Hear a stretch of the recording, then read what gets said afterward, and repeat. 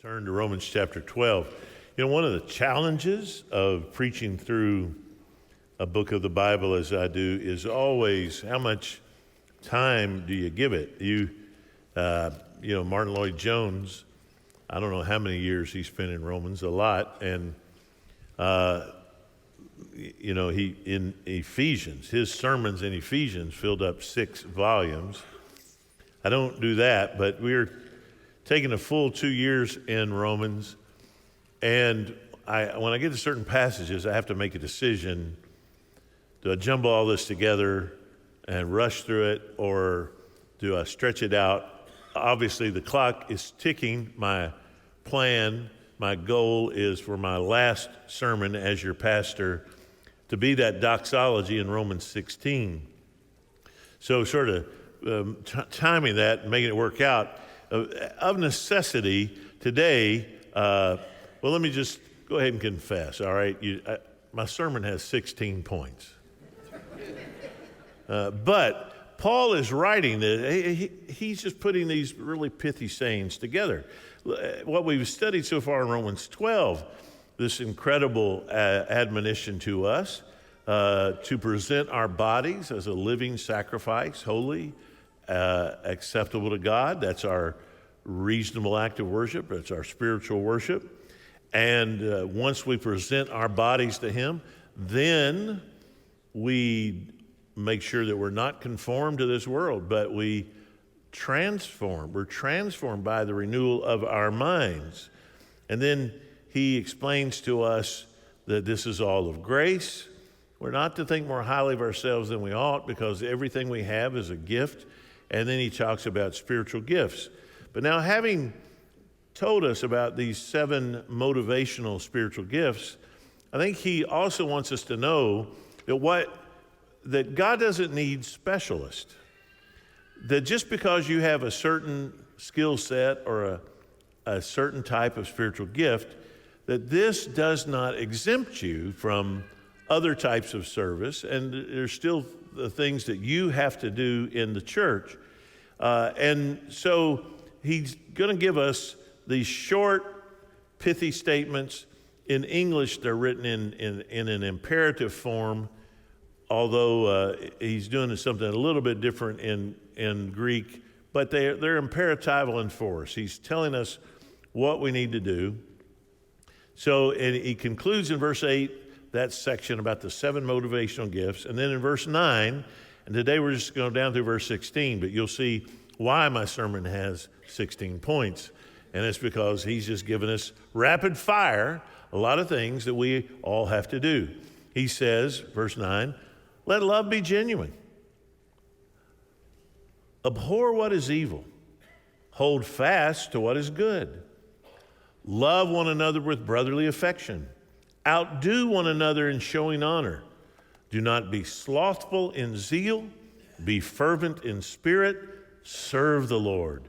Rejoice in hope. Be patient in tribulation. Be constant in prayer.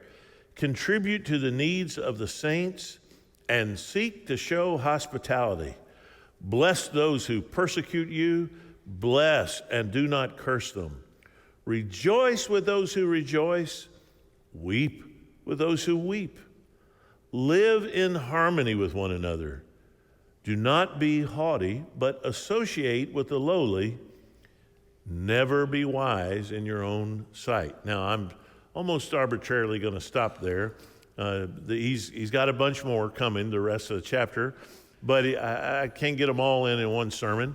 So to keep you from being here till 1 o'clock so you can beat the Methodists to the restaurant, I'm just going to stop at those 16. But here's the point. The will of God, and he's been talking about how to discern the will of God expressed in grace and the gifts of grace.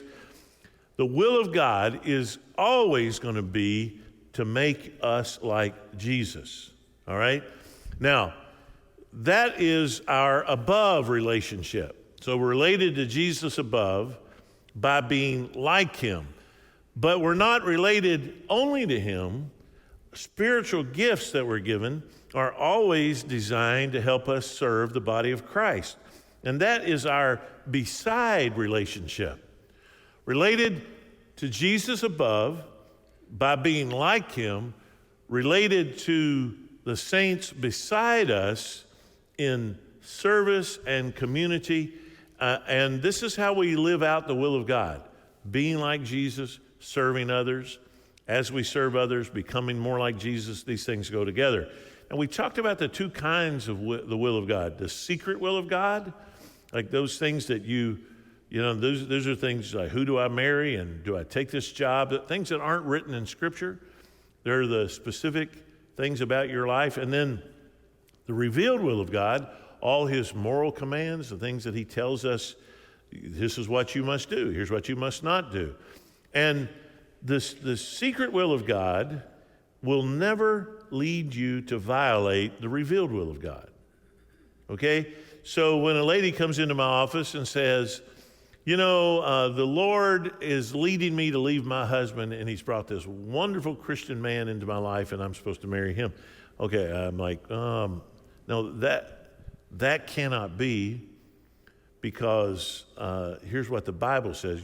You're claiming that this secret will of God is contrary to what his Bible clearly says about being one flesh. Let no man put asunder what God has joined together. And now so you're claiming that God has revealed to you you're supposed to violate his will. That cannot be. That will never happen. Everything you do relates to God above and to the people beside you. And no mission that you ever do for God makes you exempt from minding your responsibilities to the people around you as well as to God above. And you say, yeah, but I've got this special spiritual gift. Again, no spiritual gift exempts you from doing the revealed will of God.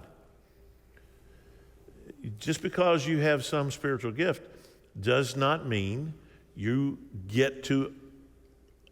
somehow exempted.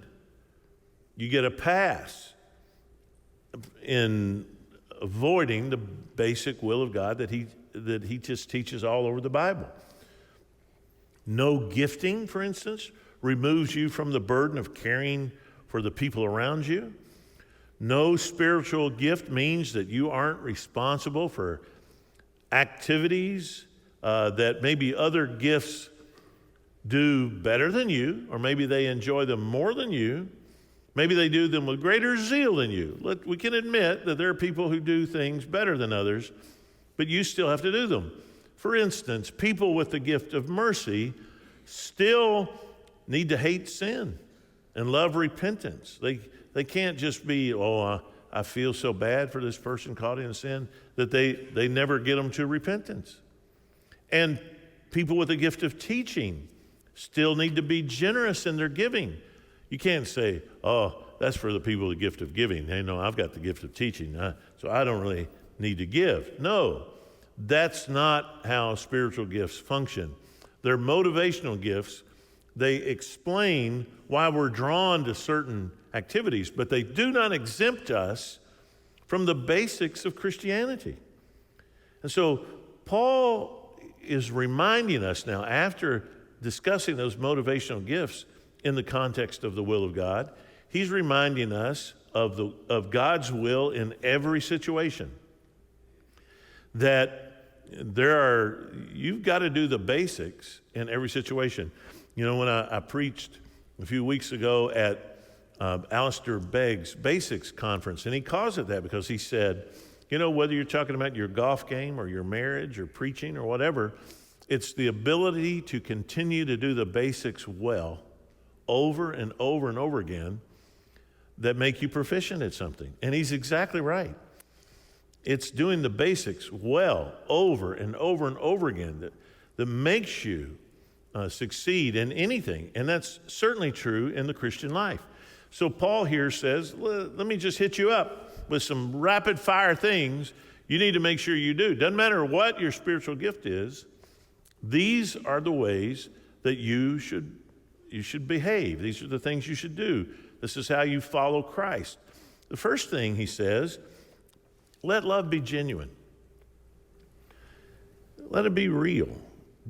we've got to be genuine in love. The first order of doing God's will is love. And love must be genuine. The word here is unhypocritical, unmasked. Sometimes, we like to redefine things. Well, actually, I'm doing the most loving thing possible by not talking to them. Because if I talk to them, it would just descend into, bad stuff. Oh, as though that's the only alternative. How about this? Love them and talk to them like you love them.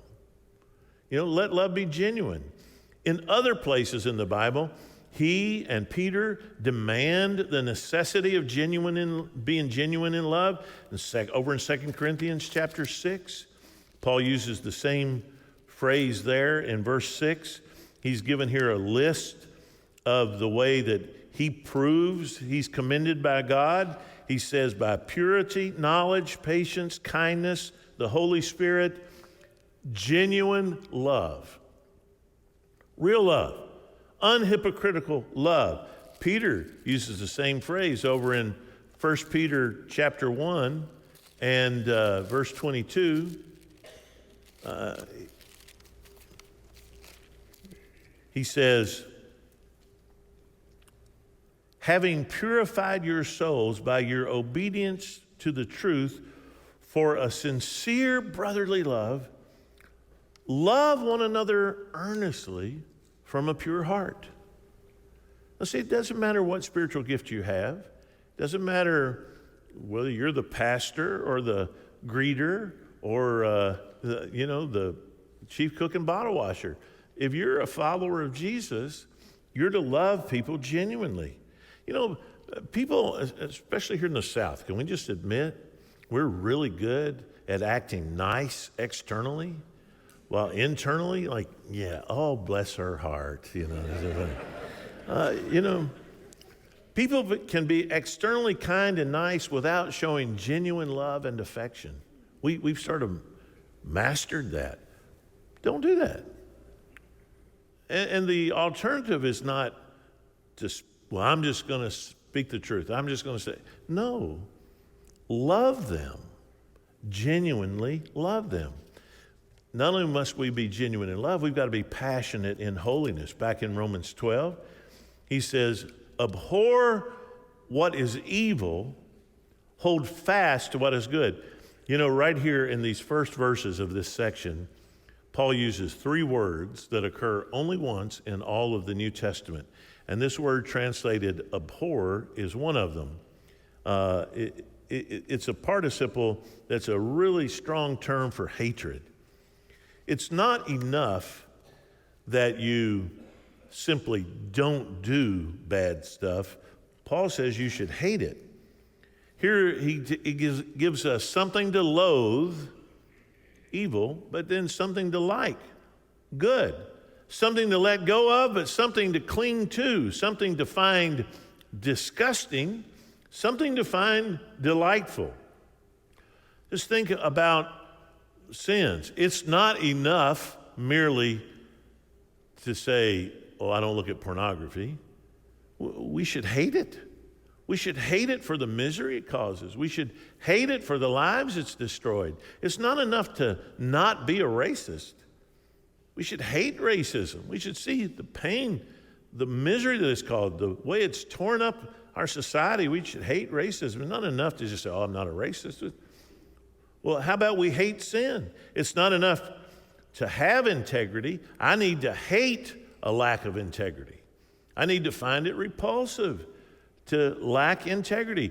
Paul says, abhor what is evil, cling, hold fast, embrace what is good. Third, be familial in affection. Love one another with brotherly affection. Now, this word for love is not the normal word for love. This is one of those words that occurs only one time in all the New Testament. And it denotes warm familial love, and then he couples it with the word Philadelphia, brotherly love. So Paul here is stacking up really strong words to talk about how you love. You deeply love the familial love with brotherly affection. I mean, he's piling one kind of love up on top of another. And he clearly is telling the Romans to see the church as a family with tighter bonds than mere DNA. Man, look, I am more closely connected to someone who has different ethnicity than I do. They might be from a completely different part of the world, have different color skin, but if they're following Jesus, I'm more closely connected to that person than someone I'm kin to who's not. What connects us is following Christ. And as we follow him, we're going to be closely connected to the other people that are following him. And Paul says you need to love them. Let your love be genuine. Love them with this warm, affectionate, familial love. Because God put you together in a family, in connection with one another. And then he says, winning in honoring. Now, I had to come up with a good verb for this. Here's the third, is the term for a word that occurs only once, is hapax legomenon. Now, if you can't remember that, you ask Dusty after church, and he'll remind you of what a hapax legomenon is. But it literally just means it's only said once. And this word for outdo one another, this is the only place in all the New Testament it's used. And Paul is clearly saying, there's only one thing I want you to be competitive about. Don't be competitive about your gifts. Who has the better gift? Who knows the Bible more? Who gives more? No, outdo one another in showing honor. Notice he does not say outdo one another in getting honor. We shouldn't be competitive in how others show us honor. That's not his point. It's exactly the opposite. The thing you ought to work to surpass others is in showing honor. Consider them better. Paul says this all over the place. Let each esteem others better than themselves. You realize how much of all the ranting and all that stuff that the internet's just full of, do you realize how much of that would just disappear if Christians really did what this says? That we're to love each other with genuine love. We're to outdo one another in showing honor. So much of our lives are spent like demanding honor. You know, recently I got slighted in a certain way. And Tanya will tell you, it did not sit well with me. So that, man, that thing inside of me that wants to be, I don't know, treated a certain way, raised up and like, well, they have no right to treat me that way. And later I got to thinking about that. I thought, you follow a Savior who got nailed to a cross. That's the way you deserve to be treated. That thing in us that says, I deserve for you to treat me this way, which, by the way, theologically that may be true. But what Paul is getting at is it should be a bigger concern to you that you show honor than it is that you get honor. The thing you should really fill your time with and that should occupy your mind is how you esteem others. Let each look after not only his own things, but each after the things of others. Let each esteem others better than themselves. You never have a church split when people are arguing over which of them is the least, only over which of them is the greatest. And then he says, enthusiastic in spirit. He says, don't be slothful in zeal, be fervent in spirit. Again, notice how Paul's sort of saying the same thing twice a few times here. Don't be lazy in your zeal. Like that. It takes work to be zealous. It takes work to be excited. Can we just all admit Sunday morning is when probably the devil shows up at your house more than any other morning? That's when you find it easy to argue and you disagree, and you don't think your husband helps you enough with the kids, and he doesn't know why you're always making him late or whatever, and it's easy to fuss, and by the time you get to church, you've lost your religion, you're just irritated. It's hard work to be zealous, to be excited about coming to the Lord's house, to be excited about serving others. He says, don't be slothful in zeal. Don't be lazy at working to be zealous. Be fervent in spirit. This means don't shrink from or hesitate. Don't have a lack of ambition to be zealous. Show zeal to be zealous. Have some energy about you in the way you live your Christian life. I'm around some Christians, man, it's like dead flies are dropping off of them. It's just, how are you doing? Hanging in there. And it's like no matter what's going on in their life, hanging in there. It's always just everything they can do to just hang in there. Look what Paul says. This isn't your pastor saying this. This is the inspired word of God. He says, be fervent in spirit. Be excited that you're serving the Lord. Enthusiastic in spirit. Don't shrink back from it. Be fervent. He says it two different ways. And we ought to be an excited people, a joyful people. In fact, he says the very next thing, serve the Lord. Be a servant to Jesus. Serve the Lord. Don't forget who you're doing it for. So often, we do what we do for our Facebook friends or our Twitter followers or your sorority sisters or your community group or any other group in your mind that you might be trying to impress. We do it for the pat on the back. We think about what people are thinking of us, and that's what occupies our mind. But you're never going to stand before them on Judgment Day. And they will not evaluate your deeds. They will not be the ones shouting from the rooftops the things done in secret. That's going to belong to the Lord. And you need to orient your life toward Him. You're serving Jesus. Be zealous in that. And in fact, look at the very next command. Joyful in hope. He says, rejoice in hope. Even when you might be sorrowing in your circumstances, grieve like a Christian. For us, it should never be only sadness. It's sadness, but it's painted on a wide canvas of Christian hope.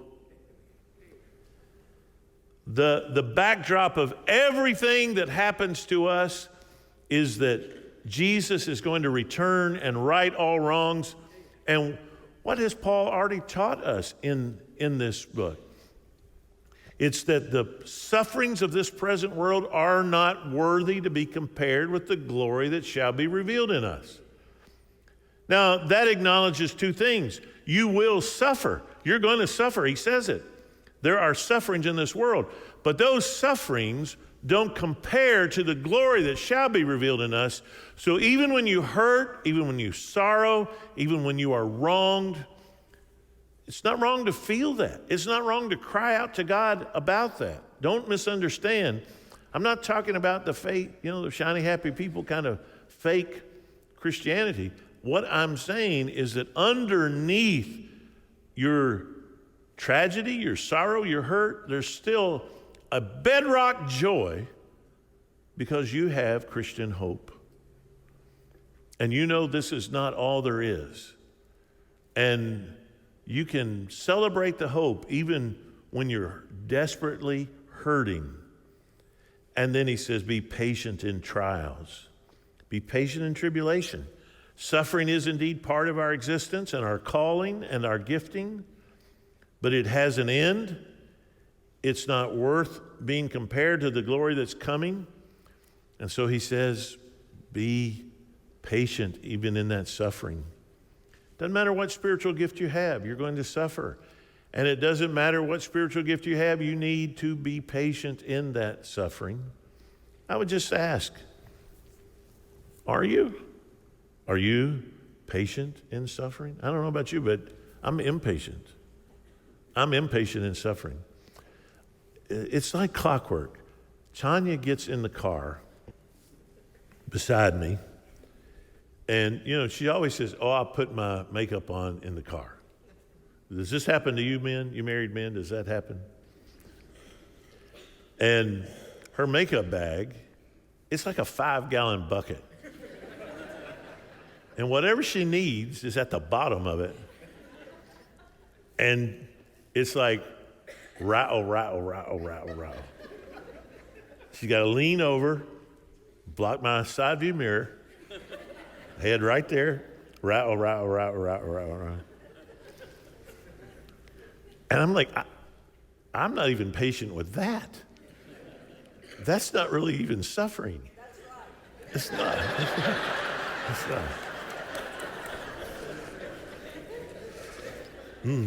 I'm admitting it. I'm admitting it. It's not suffering. It's just a good imitation of it. And I'm like, I feel like there's a verse in the Old Testament that says, if you have run with the footmen and they have wearied you, how will you run with the horses? And it's exactly right. If we go through life being irritated and impatient with little things like that, how are we really going to be patient with the big stuff, the stuff that really matters? I mean, patience is a fruit of the Spirit. And we really need to develop patience. He says, patient in trials, patient in tribulation. Well, how do you do that? Well, look at the next thing. Constant in prayer.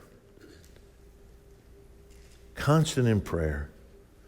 Since we believe God is in control, we should be talking to him all the time. We should be praying in the middle of the day when someone says, pray for me about this. Pray right then. Pray bold, audacious prayers. Pray for the salvation of people that you know that aren't believers. Whether you know them or even just some famous person, whatever, just pray for people. Ask God to give you patience. I know people go, you don't want to pray for patience. Look, if patience is the thing that makes you like Jesus, why would you not pray for that? Yes, it's true that trouble, that tribulation is what develops patience. But understand this, that's going to happen in your life anyway.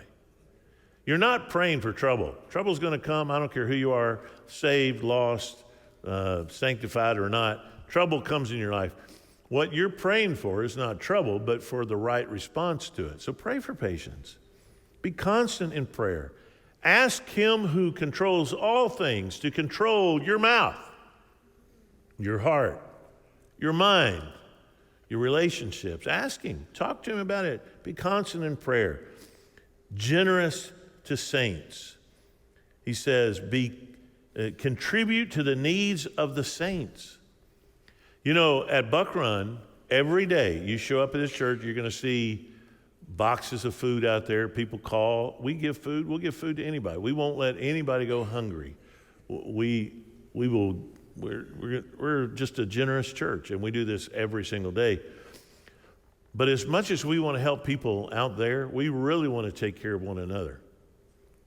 And if there's a need, a family that needs help burying a loved one, someone who needs help flying. I heard recently, I don't think they'll mind me telling this, one of our members, his family back in Nigeria, his father passed away. His community group went together, pitched in, paid for his ticket to be able to fly home to attend his father's funeral. That's what I'm talking about. That's exactly what this verse says. That you contribute to the needs of the saints. We care for each other. We care for our own. And then be hospitable to guests. Seek to show hospitality. You know, it might be hard for you to open your home to people, but this is very, very clear. Open your homes, open your hearts, open your lives. Jesus said, unless a grain of wheat falls into the earth and dies, it remains alone. But if it dies, it brings forth fruit. And you have to die to your aloneness. You have to be willing to spend time with people. You have to invest in others. Discipleship is a messy business. And you can't be private. You can't treat your home as though it belongs to you. The whole point Paul is making is that everything we have belongs to the Lord. Our home, our gifts, everything. We're to use it for His glory, the propagation of His gospel. So he says, show hospitality. Open your homes, your lives, your tables, your hearts. And then a blessing to persecutors. Bless those who persecute you. Bless and do not curse them. Boy, that's hard. Don't plot to repay to others what they have done to you. Instead, conspire to bless them.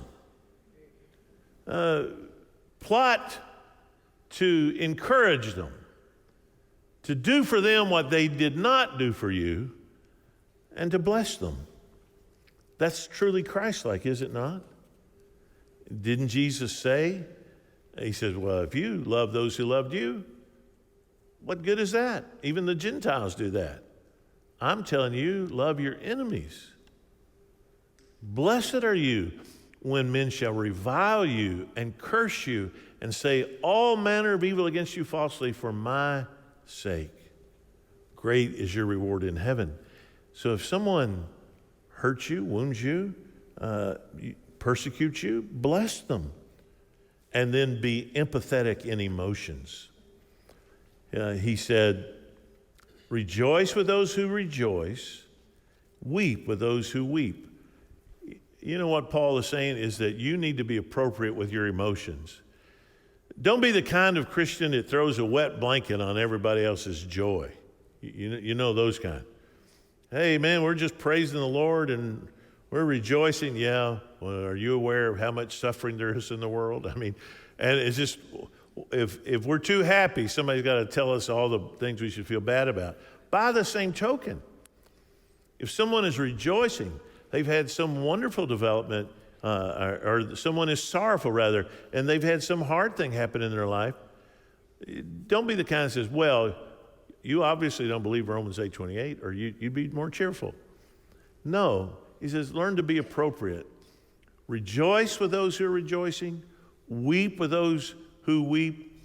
This is what it is to be a fellow Christian. You're empathetic. You can put yourself in their place long enough to feel what they're feeling and to join with them in their sorrow, in their joy. You're there for them. You care that much. And then he says, be harmonious in living. Live in harmony with one another. You know, you don't, I like that word harmony. You don't need to sing the same note as everybody else, but you do need to sing the right note. Right? I mean, if we're singing a song, you can take the melody line, or you can go a third above it and sing that tenor line, or you can go a third above that and sing the alto or whatever. But you need to be somewhere in the same key, and that's what we're striving for. Buck Run is a church filled with all different kinds of people, and we're not alike, and we don't all want to be alike. We believe in unity, not uniformity, and not union. We don't just merely deny differences. But what we do is we say God is using us in harmony, and we want a harmonious relationship, even with people who see things a little differently than we do. Even with people who might have a little difference of opinion from us, if we can say Jesus is Lord, if we can agree on the things that matter, then, in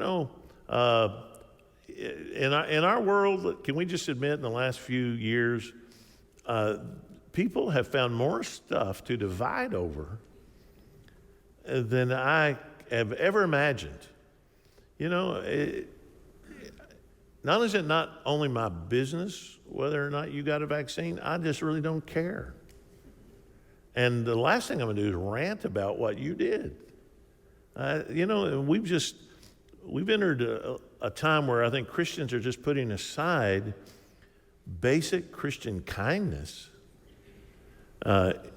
just so they can vent their feelings and opinions. That's contrary to what Paul's saying here. We need to be harmonious, live in harmony. You don't have to agree with me on everything, but you also don't have to comment on everything.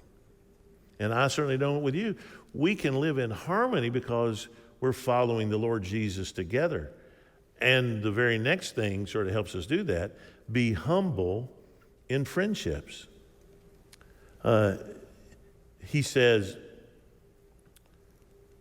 do not be haughty, but associate with the lowly. I like that. Don't be haughty. That's the first half of that command. He's already told us, at the very beginning of this, verse 3, don't think more highly of yourself than you ought. Here he puts it another way. Now, don't be haughty. Don't think you're too good for somebody. Do you remember in the book of Luke when we studied that? Remember in one town, Jesus goes in to a banquet. And people are sort of like seeing where they sit, remember? Because there's a pecking order in where you sit. Well, the first thing Jesus does is he says, look, don't be taking the best seat. You take the worst seat. You go down to the lowest seat and you sit there. Then if the host moves you up, great. You're not embarrassed. But if, you sit up where you shouldn't be sitting and he asks you to move down, then it's humiliating, it's embarrassing. Don't try and take the best seats. And then he turns to the host. And he says, and by the way, you've invited the wrong people. He said, you only invited people that can do something for you. You invited people who will turn around and have you back. You need to invite the people who can do nothing for you. You need to invite the people who are lame and sick and nobody else is invited. They should be your guest. And then somebody a little bit nervous because Jesus made them feel so bad speaks up and says, well, blessed will be everyone who eats at the table in the kingdom. And Jesus said, well, yeah, about that. You guys aren't going to be there. And he just completely destroys their haughtiness. And he says, look, show humility. You should show humility in where you sit. You should make sure that you're inviting people who can't do anything for you. To be a Christian, I think, in one sense, is you're constantly living a life of triage. There are the people you'd love to hang out with all the time. But they're following Jesus and they're mature and they don't really need you. It's great when you get to be with them, but the truth is you don't need each other as much as, then there's a group, you sort of hung around them a bit, and you figured out real quick that they're not listening to anybody, they're not taking any advice, you can't really help them much. But boy, there's a group of people out there, they can make it, they can grow in maturity, they can grow as believers, but it's going to take some time and investment and discipleship. That's where Christians live their lives. That's where Christians spend their time. This is exactly what Paul's saying. Don't be haughty. Don't be having relationships only with the people who can do something for you, the people who feed your soul.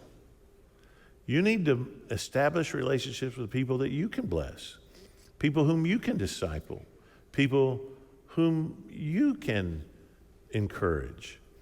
You know, every now and then somebody comes to our church and they'll join the church, and before long, it's funny, they left another church and they come to Buck Run, and before long they're telling me why Buck Run should be more like the church they left. And every now and then we pastors have had a discussion about somebody like that, and I've said, look, when I was younger, I would just say, sooner they leave the better. They've already been to 5 churches, let them go somewhere else, they'll do it. That was the young version of me. The older version of me says, man, if we don't take them, if we don't love them, if we don't teach them better, what's going to happen to them? They're never going to get this right. We got to be patient with them. We got to love them. We got to show them what it really is to follow Jesus. And I've just grown in understanding that as I've gotten older. That's why God put us here. This is Jesus saying, you're inviting the wrong people. You're only inviting the people that can do something for you. We need to pray, Lord, send us problem people. Because nobody else is going to love them like we're going to love them. No one else is going to be kind to them like we're going to be kind to them. No one else will include them the way we'll include them. That needs to be our prayer. Be humble in our friendships, modest in self-assessment. He says, never be wise in your own sight. Look at that. God does not give me the right to assess myself as wise. I only get to assess myself as needy, with a lot of room to grow. And man, do I have it. The Holy Spirit, every day of my life, is showing me all the places I need to grow. And man, I think at 63, after having walked with Jesus so many years, 2 things are true. It is true, I love him more. I think I follow him more closely. But I also think the closer I get to Jesus, the more his light shines on all my failures. I'm seeing the blemishes in my own character. And that's what the Holy Spirit does. Don't assess yourself as wise. Now, if you've been keeping score, and I know you have, you've been checking off the bingo card, you know what we're doing here in these 16 points? We're doing a very good job of describing Jesus. Isn't that right? Does he not model every single one of these things? It's like we've put these 16 pieces of the puzzle together. We've still got more to fill in next week, but already we can recognize his face there. Oh, here's a nail-scarred hand there. Oh, here's a wonderful heart there. When we see Jesus revealed in the Word, it's an invitation to be like him. And you cannot really follow Jesus without becoming like him. And that's what it is to be a disciple, a learner. And this is precisely what Paul is telling the Romans and the Buck Runners, is that salvation brings sanctification. That when you receive Jesus as Lord and Savior, it was not the end, it was the beginning. And he began to do a work in you. And if he isn't changing you, it's either because he hasn't saved you or you're refusing to live for your Savior, and that is a very dangerous way to live. If he saved you, he's sanctifying you. He's making you like him. Salvation, sanctification, faith in Jesus gives you both. Salvation, instantaneous. Sanctification, that's going to take a lifetime. But what a life.